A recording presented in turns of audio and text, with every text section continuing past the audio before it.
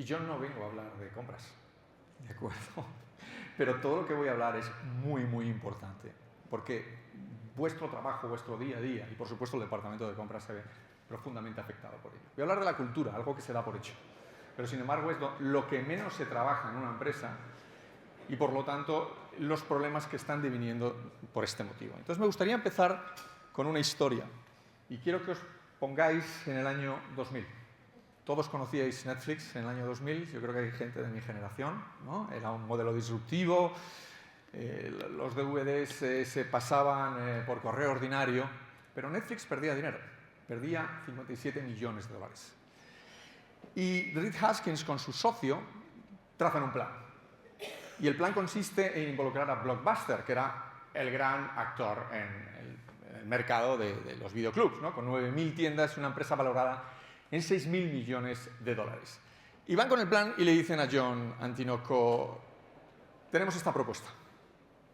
Nos compras Netflix y nosotros vamos a desarrollar la parte online. Blockbuster.com.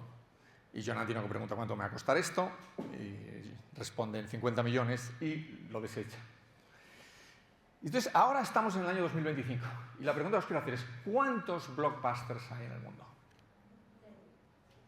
Hay uno. Y está en Portland, Oregón, y creo que hacen fiestas pijama.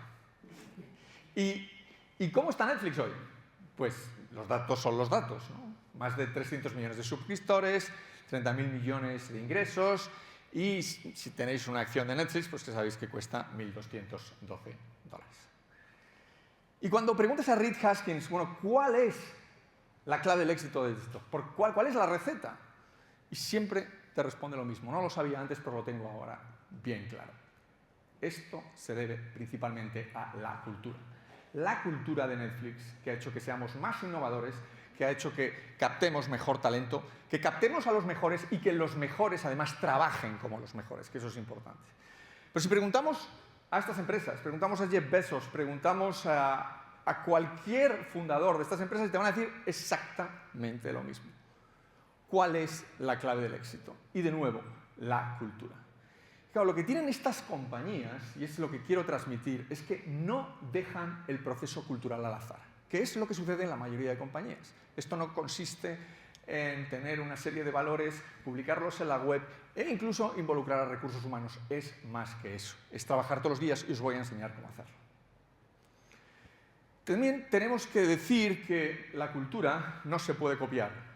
Se puede copiar el modelo de negocio, pero no se puede copiar la cultura. Y que la cultura es una extensión del carácter de los fundadores o los líderes de las empresas. Y, por supuesto, el consejero delegado y su equipo más cercano. Sus valores, explícitos o implícitos, son los que se ponen en acción. Y esto se llama valores en acción. Estas compañías controlan el proceso cultural y hacen que esos valores se trasladen en prácticas, comportamientos y decisiones de negocio, ¿vale? Que van a hacer que estas compañías sean más productivas, más innovadoras y que tengan mejores resultados. Todos conocemos estas compañías y muchos conocemos a estos fundadores. Pero alguno de vosotros me está mirando y está diciendo, bueno, Arturo, pues eso está muy bien, pero yo soy director de compras o yo, en fin, trabajo en una empresa pequeña, estos ejemplos son empresas grandes y además yo no puedo incidir directamente en la cultura. Bueno, pues mi primer mensaje es que esto es perfectamente escalable. Es cierto, y nos pasa a muchos, estamos en una compañía donde no se controla el proceso cultural, incluso podría ser que estamos en una cultura que ha devenido a disfuncional. Peor de los casos, una cultura que ha devenido a tóxica. Pero vosotros en vuestros equipos, si lideráis equipos, podéis crear un equipo de alto rendimiento. Y esto sucede porque aplicáis los valores adecuados a vuestro equipo. Y hacen esos valores que se trasladan a comportamientos que el trabajo sea mejor, sea más productivo. Entonces, podéis crear una burbuja de excelencia. Así que todo lo que voy a decir aplica al equipo directo y aplica a la organización. Lo ideal, cierto es, que estéis en una empresa que trabaja el proceso, que empieza con el consejero delegado, pero además vuestros valores que estéis implantando en el equipo son los valores de la empresa, porque los ha definido y los está trabajando. Eso es lo ideal, pero no suele suceder así. Este es el subproducto que vemos en todas estas empresas. Las empresas que controlan la cultura tienen pues empleados más comprometidos. tienen mayores niveles de creatividad e innovación, tienen, bueno, la cultura, de hecho, los datos prueban, son un imán para captar talento. Las personas talentosas buscan empresas que tengan una cultura definida. Y además estas empresas seleccionan mejor el talento, lo potencian más, ¿no? Y además pues lo retienen más también.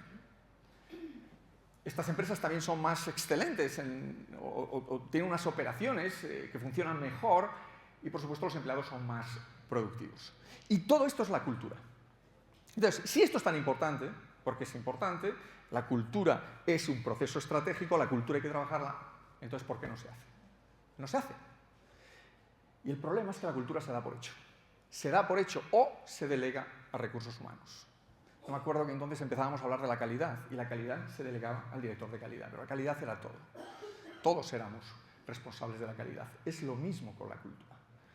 Entonces, los datos están ahí y estos son mis datos, ¿de acuerdo? Pero hay más datos, pero yo mis datos, llevo 10 años en esto y en mis seminarios, en mis workshops, en mis clases he podido hacer esta pregunta a más de 2.000 personas.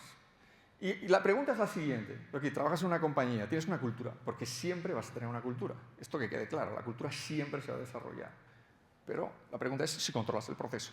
Entonces yo hago esta pregunta. ¿Y cuántos de vosotros sabéis los valores de vuestra organización de memoria? Y muy pocas manos se levantan. Muy pocas, un 5 o un 3%. Imagínate que levantas la mano y dices, sí, Arturo, yo lo sé. Integridad, honestidad, excelencia, y digo, vale, pues ahora te hago la segunda pregunta. ¿Qué significa integridad en tu empresa? Porque esto no es cuestión de hablar de unicornios de colores. O sea, ¿qué significa integridad? ¿Cómo aplicas la integridad en el día a día? ¿Cuáles son los comportamientos que se asocian a excelencia? Y cómo, esto es importante, cómo tu día a día y tu trabajo impacta en esa cultura a través de ese valor. ¿Y qué hace que el trabajo sea mejor? Pues aquí ya muy pocos saben explicarlo. Pero es que ya la prueba del algodón es la tercera pregunta. Y la tercera pregunta dice, bueno, dime o confírmame si los directivos, los de más arriba, porque estos son todos los directivos, empezando por el nivel C, para abajo, los jefes, los gerentes, cumplen con esos valores, son un ejemplo a seguir en esos valores. Y aquí tengo muchas caras de póker. Entonces hay un problema. Mirad, Satya Nadella lo tenía bien claro, como otros empresarios. O sea, la C de consejero delegado es para cultura. Y esto empieza por el consejero, el Chief Executive Officer. Y hay empresas que sí que tienen un Chief Culture Officer, pero aquí tenemos el problema, que sí, que puede aportar mucho valor. Y recursos humanos es estratégico, pero como lo deleguemos a recursos humanos ya estamos perdidos. Entonces no se puede desentender, porque aquí hablamos de que todas las decisiones de negocio están alineadas a la cultura. Por ejemplo, venimos en Hospitality y cuántas veces nos hemos visto, se nos vacía la boca de servicio, cliente, y sí, que muchos lo hacemos muy bien, ¿no? Pero no puedes tomar decisiones de negocio que afectan a este valor, por ejemplo, porque la gente va a ver entonces que es papel mojado. Si servicio al cliente es tan importante en tu empresa y lo consideras un valor, lo que no puedes hacer es, por ejemplo, denegar recursos adecuados porque tal vez lo que quieras hacer es maximizar los beneficios en el corto plazo.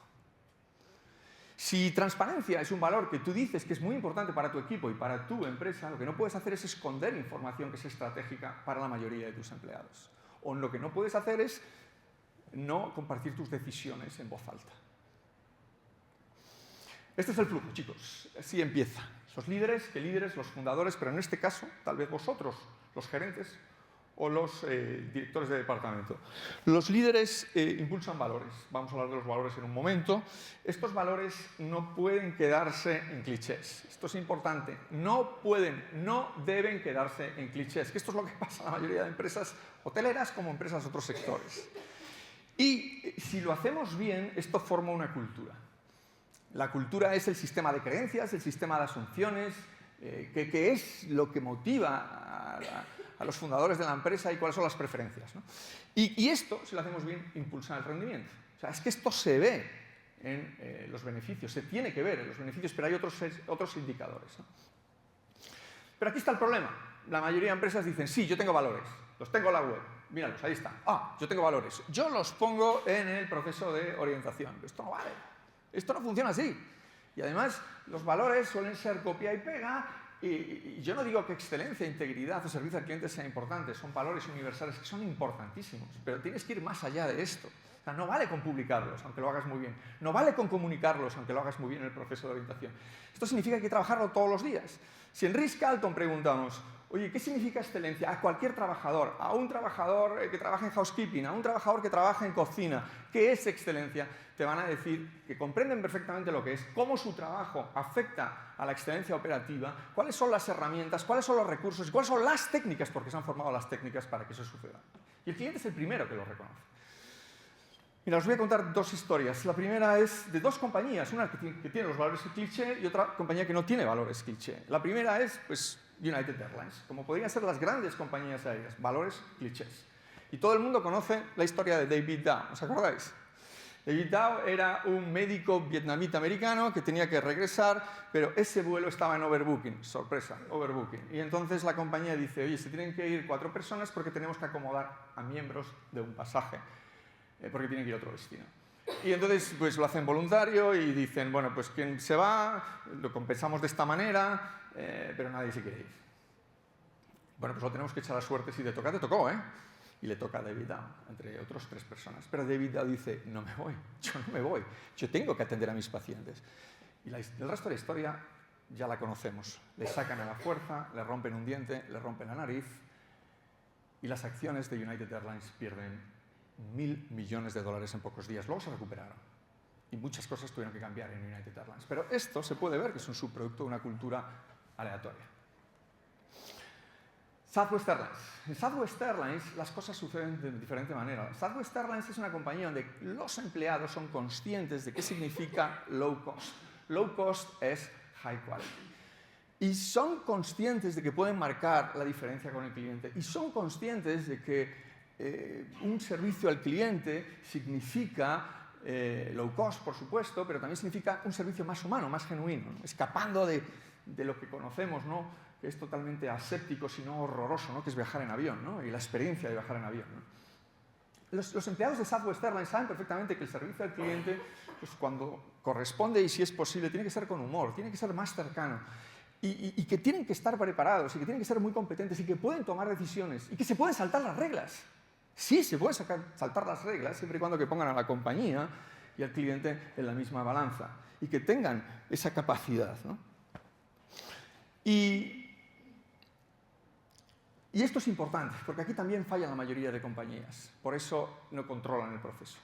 Porque no solamente hay que tener valores, hay que tener los comportamientos, sino, tal y como dice Amazon, no se puede construir una cultura solo con intenciones, incluso buenas intenciones. Todos los sistemas de la empresa, las normas y las políticas tienen que defender esos valores y esos comportamientos.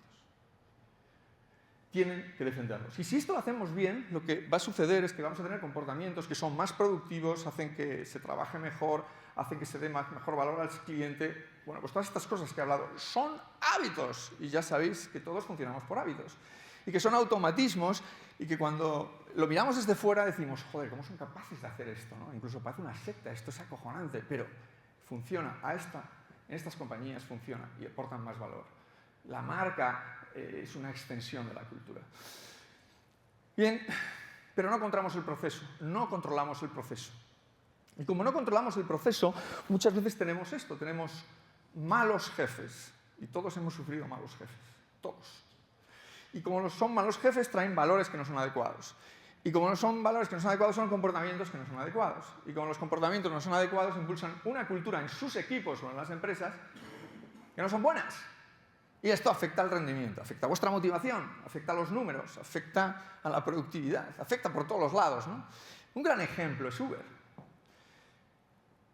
Uber era el paradigma en Silicon Valley de innovación, de rentabilidad. Todo el mundo quería invertir en Uber, todo el mundo quería trabajar en Uber, pero Uber tenía un problema. Porque esta es otra cosa. O sea, no consiste solamente en tener valores, sino tener los valores adecuados, ¿no? Uber solo tenía unos valores y trabajaba mucho esos valores, pero esos valores solo estaban en función de una cosa, que era vamos a crecer, vamos a ser más productivos, vamos a ser más competitivos y vamos a innovar más. Pero claro, esto hacía que muchos directivos pues, pudieran comprar esos valores, pero pisaban otros, ¿no? Entonces se comportaban de manera, pues, lamentable. Y todo esto explota en 2017. Susan Fowler es una ingeniera que está en la web y que denuncia a la empresa, se va de la empresa. Haciendo la historia larga, corta, denuncia a la empresa y al irse escribe un post que se hubiera quedado ahí, pero el New York Times estaba ya investigando sobre la cultura porque sospechaba que la cultura estaba podrida. Y entonces hizo este post viral. ¿Y qué ocurrió? Que, bueno, pues fue un escándalo. Y el consejo de dirección, los que protegen a los accionistas, dijeron, ¿qué está pasando aquí? Entonces contrataron a un despacho de abogados, Covington & Burling, para que hiciera una auditoría de la cultura. Y toda la mierda salió. No sé si habéis visto la película El lobo de Wall Street. De Wall Street, ¿no? Pero esto es 1980, estamos hablando de 2017. Cocaína, vandalismo, prostitutas, bullying, más acoso sexual, falta de ética, etcétera, etcétera, etcétera. Al final, la conclusión de esto es que el consejero delegado tiene que salir. Y tiene que salir con su equipo directivo, porque si quieres cambiar la cultura, tienes que cambiar al consejero delegado. Bien, y esto es lo que sucede. A veces tenemos culturas disfuncionales porque no controlamos el proceso. Entonces, ahora llegamos al cómo. Y el cómo tiene varias partes. La primera es, lo que yo aconsejo es que empieces haciendo estos valores explícitos. Reuniros con vuestro equipo y hacer estos valores que a veces ya sucede algo bueno, los tenéis implícitos, vamos a hacerlos explícitos ahora, ¿vale? Y articularlos en comportamientos. Entonces, mi recomendación es que lo hagáis desde el principio. Se puede cambiar una cultura, pero desde el principio siempre es mucho más fácil. Por supuesto, es más fácil cuando la empresa es más pequeña. Si la empresa es más grande, se puede cambiar la cultura, pero va a llevar más tiempo. Entonces, yo os digo, elegir vuestros valores, los valores que os representan mejor. Desglosarlos en comportamiento y haceros estas 4 preguntas. Si habéis elegido aprendizaje y mente en crecimiento, por ejemplo, es un valor mío, que es de mis valores favoritos, pues tenéis que hacer las 4 preguntas. O sea, estos comportamientos van a mejorar la productividad de los empleados, van a mejorar la competitividad de la empresa, pueden conectar con los clientes y el resto de grupos de interés, empezando con los proveedores, y van a aumentar la motivación y el compromiso de los trabajadores. Entonces, ahí lo tenéis. Si, por ejemplo, el valor fuese aprendizaje y mente en crecimiento, yo podría desglosarlo en comportamientos, como por ejemplo, sé curioso y aprende de todos. El esfuerzo es innegociable. Estate abierto al feedback cuando viene de fuentes creíbles y procésalo. Y podría decir que el esfuerzo importa, ¿no? Y entonces, esto es algo que lo vamos a recordar todos los días en nuestro equipo. Los valores tienen que ser creíbles, tienen que ser relevantes porque atienden a esas 4 preguntas estratégicas que os he dicho. Tienen que durar, no se cambian de un día para otro y tienen que ser únicos. No valen todos los valores para todas las empresas. Selección. Según los directivos de todas estas empresas que controlan el proceso, dicen que esta es la competencia del proceso más importante. No todos valen para trabajar en vuestra cultura, tenerlo claro. Y que si no dedicáis tiempo al proceso de selección, no va a funcionar, porque contamináis la cultura. Ritz-Carlton marca una diferencia entre seleccionar y contratar. Todos estamos acostumbrados a contratar. Tengo prisa, tengo una urgencia, tengo que cubrir el puesto. Y meto cualquiera, pero esto no se puede hacer así. 50% experiencia, 50% valores. Por ejemplo, en Amazon, el otro día estaba reunida con una alta ejecutiva y me decía que, mirad, si tú quieres hacer una entrevista en Amazon, lo que te vamos a hacer son preguntas situacionales. Por ejemplo, cuéntame un caso en el que un proyecto tuyo no funcionó, ¿por qué no funcionó? Y qué hiciste, y tú esperan que cuentes una historia, que no te estés inventando, por supuesto, pero sobre todo que tengas los valores, los principios de liderazgo de Amazon que son implícitos. Por ejemplo, obsesión por el cliente, cumplir los más altos estándares, o predisposición para la acción, o etcétera, etcétera. Bueno, hay todos los valores, no todos de golpe, ¿no? Pero la mayoría de valores. Aculturación. Tenéis que entrar con buen pie y además sois vosotros los que os tenéis que ajustar a la cultura, no la cultura a vosotros.